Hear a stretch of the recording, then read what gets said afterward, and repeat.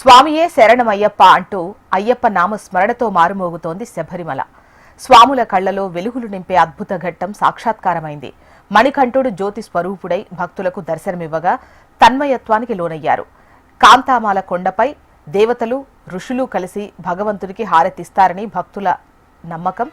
అంతకుముందు పందాళం నుంచి తీసుకొచ్చిన తిరువాభరణాలను ప్రధాన అర్చకులు స్వామివారికి అలంకరించారు. ఆ తర్వాత మూలమూర్తికి హారతిచ్చారు. ఆ వెంటనే క్షణాల్లో చీకట్లను తొలగిస్తూ పొన్నాంబల మేడ పర్వత శిఖరాల్లో జ్యోతి దర్శనమిచ్చింది. తెలుగు రాష్ట్రాలతో పాటు దేశంలోని వివిధ ప్రాంతాల నుంచి అయ్యప్ప భక్తులు శబరిమలకు భారీగా తరలివచ్చారు.